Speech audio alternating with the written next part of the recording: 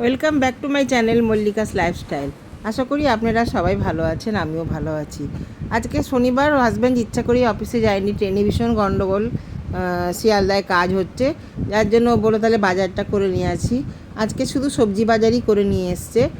তো টিফিন আমি রেডি করেই রেখেছি, ও আসলে আমি আরও খেয়ে নেবো। তো বাজার টাজারগুলো ও নামাচ্ছিল ব্যাগের থেকে, পরে ওগুলো সব ধুয়ে শুকিয়ে তারপরে ফ্রিজে তুলবো।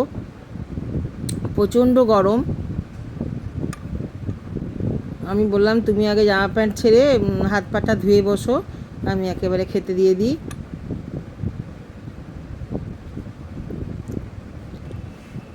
বাজারে জিনিসপত্রের কি দাম ঠাম এই সমস্ত নিয়েই কথাবার্তা হচ্ছে। দাম তো প্রচুরই বেড়েছে।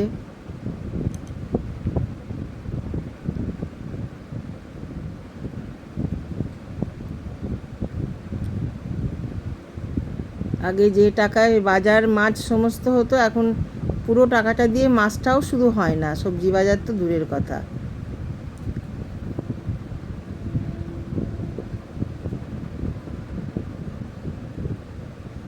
তো হাজব্যান্ডকে জিজ্ঞেস করলাম যে পরোটা খাবে নাকি। ও বলল না, গরমে একদম পাতলা করে রুটি করো। তো আমি তরকারি করেই রেখেছি আগে, ও আসার পর আমি গরম গরম রুটিটা করে নিচ্ছি। আমি বললাম তুমি জামা ঠামা ছেড়ে হাত পা ধুয়ে নাও, আমার এক্ষুনি হয়ে যাবে। তো আমি রুটিটা করে নিচ্ছি।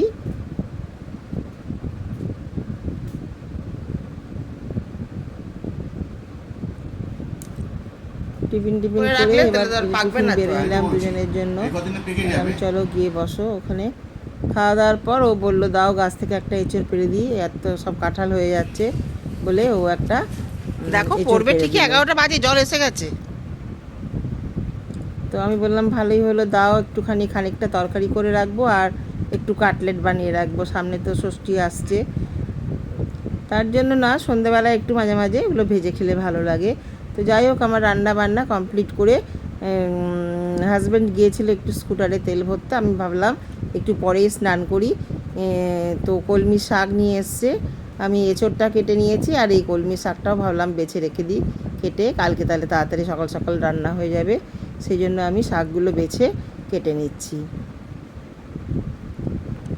ভীষণই গরম। হাজব্যান্ড আবার বারান্দায় এসে স্ট্যান্ড ফ্যানটা চালিয়ে দিয়ে গেল, নিয়ে ও তো গেছে তেল ভরতে।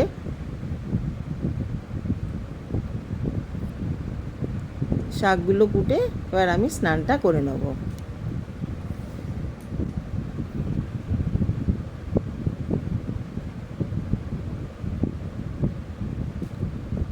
বারান্দায় এই বক্সে দাঁড়িয়ে দাঁড়িয়ে কাটতে আমার বেশ ভালো লাগে, আলোও আসে, হাওয়া থাকলে হাওয়াও আসে।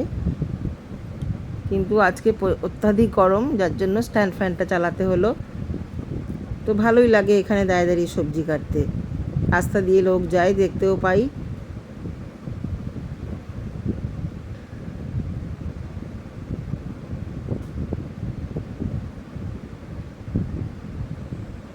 এই বটিটা আমি অনলাইনে দেখে কালীবাড়ি থেকে কিনেছি।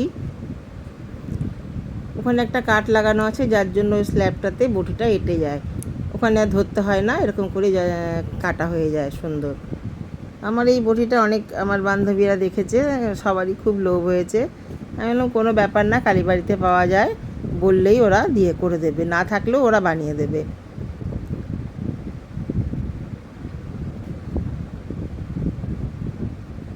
হয়ে এসছে শাক কাটা, এবার এখানটা পরিষ্কার করে আমি স্নান করে পুজো করে নেব। লক্ষ্মী দিয়েও কাজকর্ম করে চলে গেছে, বাসন মাজা, ঘর মেছে সব করে চলে গেছে। আমারও রান্না বান্না, গ্যাস ট্যাস পরিষ্কার সবই হয়ে গেছে।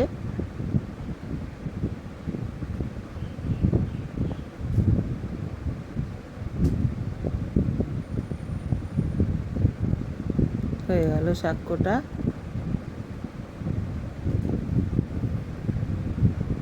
চলুন এবার এখানটা পরিষ্কার করে স্নান করে নেব। এই যে এঁচড়গুলো পুরো কাটিনি, এমনি জাস্ট ছাড়িয়ে, আর এঁচড়ের বীজগুলো ছাড়িয়ে এই যে প্যাকেটে করে রেখে দিয়েছি। কাটোয়ার ডাটা এনেছে, এটা কাটিনি, কালকে কাটবো। কাটোয়ার ডাটা দিয়ে, কাঁঠালের বীজ দিয়ে, কুমড়ো দিয়ে রান্না করব। স্নান করে এই যে আমি পুজো করে নিলাম।